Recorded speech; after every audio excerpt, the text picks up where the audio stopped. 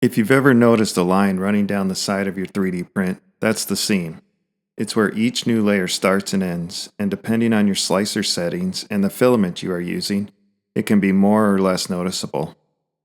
Today I'm going to test using a simple cylinder model to see exactly what the different seam options in Bambu Studio do, and how you can adjust them for results that better fit a print for you. For my test, I created a small cylinder in Fusion 360 with smooth edges. A lot of times, external patterns or textures can hide the seam, so I wanted something plain to make it stand out. Then I imported this model into Bambu Studio and printed this cylinder with 10% infill using the concentric pattern, which makes it easy to see the seam since the surface is otherwise smooth. I also ran a string test to check whether different seam settings cause more or less stringing. So, where to find the seam position setting? In Bambu Studio, you can control the seam under the Quality Seam Position option.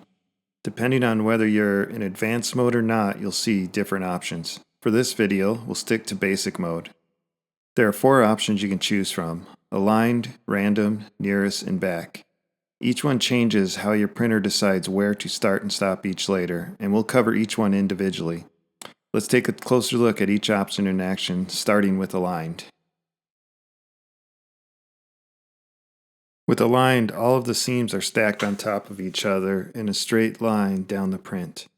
That means you'll see one continuous seam from top to bottom, but the rest of the surface stays very clean. The seam on the outside will be printed on one side, while the seam on the inside will appear on the opposite side. In the slicer, after you slice the plate, you can see exactly where the seams will be positioned. This is often the best choice if you can orient your model so the seam is hidden on the back or is in a less visible spot, or even in different spots for the outside and inside seam. Now let's take a look at nearest. With nearest, the slicer chooses the closest point forward on the build plate to start each layer. This keeps the seam on the inside and the outside in the same position, which is different from aligned, where the outside seam and the inside seam are opposite sides.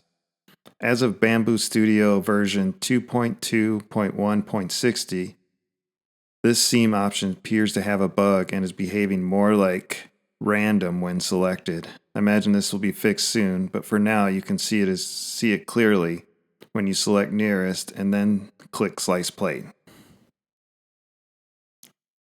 Now let's check out the seam position back. With back, the slicer forces all the seams to the back of the model based on how you position it on the build plate. That means you'll always get one consistent seam line, but you can control which side of it's on by rotating the part in the slicer. This lets you decide exactly where the seam goes for both the inside and the outside. On my cylinder test, this worked like aligned, but instead of a perfectly vertical stacked in a fixed position, it followed the designated back of the model. This is the opposite of what nearest does. This setting is especially useful if you want the seam hidden on the rear of a model, like the back of a figurine or a functional part, where one side doesn't matter as much. Okay, let's move on to the last setting, random. With random, the seam start point gets scattered around the entire print instead of stacking in one place. This removes a single visible line, but instead you'll see tiny bumps spread across the surface.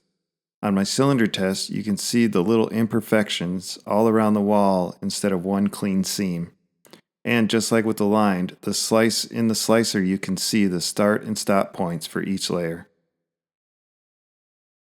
I also wanted to see if seam position would affect stringing, so I ran a simple string test using both aligned and random. Surprisingly, random didn't create more stringing like I expected, at least not with this filament. The results were very similar, which showed this can depend a lot on the material and the setting. I'll probably do more testing on this in the future to see what results I get with different filament types. So, which seam position should you use? It really depends on the part and what matters most for your print. Align, nearest, and back give you one clean seam you can hide if you orient your model in the right way. They're great for displaying pieces or anywhere surface quality is important. Random spreads the seam out, which removes a single line but leaves small bumps across the surface. This might work fine for functional parts where looks aren't a priority or a single seam line isn't what you want in your print. Remember, nearest and back are meant to keep the inside and outside seam in the same position. At the end of the day, there isn't a one-size-fits-all answer. Think about whether you'd rather have one visible line you can hide or scattered marks across your print. Well, that's a look at seam position options in Bambu Studio. Next time you notice that line on your print, you'll know exactly how to control it. Which seam setting do you use the most, or which one do you want to try next? Let me know down in the comments. If you found this video helpful, give it a like, and don't forget to subscribe for more 3D printing tests, tips, and experiments. That's kind of where I want to take this channel as I'm learning on my 3D printing adventure, and I hope everybody enjoys.